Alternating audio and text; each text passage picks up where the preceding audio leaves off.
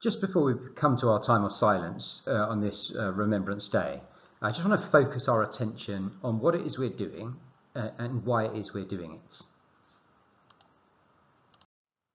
Now we're going to do that through the life of this lady here, Vera Brittain. She is from a very good background.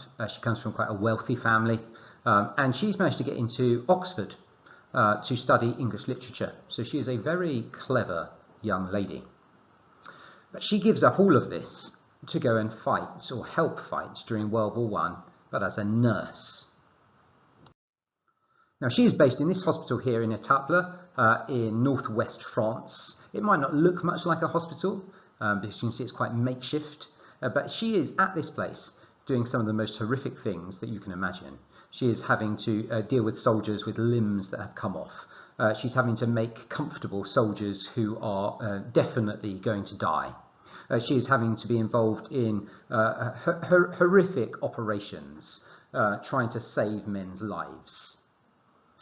So there are women involved in the war in ways which perhaps you had never known before. But I want to focus as well on the loss that this lady suffered, because she lost two people that were extremely close to her. So in 1915, just 1 year into World War I, she lost her fiancé, a man called Roland. So her future husband is dead. But she also had a brother who she was very close to. And here is his gravestone. So you can tell that he died as well.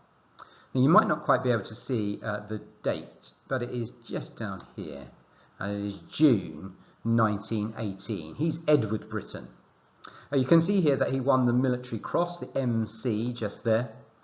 So he was a very brave man who fought, and he won that Military Cross at the Battle of the Somme in 1916. But he dies here in Italy, fighting on the Italian front in World War I. And Vera Brittain never really gets over this. In fact, so much so that when she died, she asked for her ashes to be scattered here with him, so that in death she could in some way be with her brother.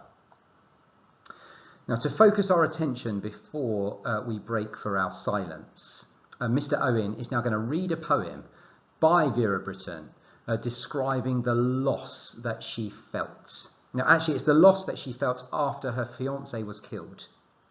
But this might help us to see what we are remembering, the loss that so many people suffered for our freedoms. So I'll pass over to Mr. Owen now, who's going to read us our poem. Here in the screen you see an image of Roland Aubrey Leighton. On his last day of duty, Leighton had volunteered to proceed before his men into no man's land, where they were repairing wire on front of their trench. Almost immediately, the target of German machine gun fire, he was severely wounded in the stomach and in the spine. Carried by stretchers to a hospital clearance station, Roland died the very next evening, on December 23rd, 1915. Roland was engaged to be married to Vera Brittain. Upon hearing of his death on the 27th of December, she wrote this poem called Perhaps.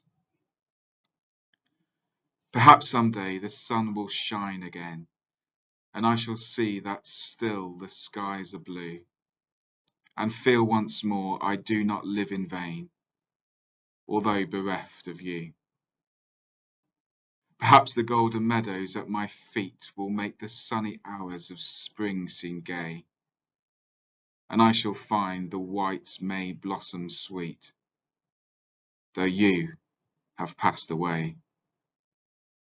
Perhaps the summer woods will shimmer bright, and crimson roses once again be fair, and autumn harvest fields a rich delight, although you are not there. Perhaps some day I shall not shrink in pain to see the passing of the dying year, and listen to the Christmas songs again, although you cannot hear. But though kind time may many joys renew, there is one greatest joy I shall not know, again, because my heart for loss of you was broken long ago.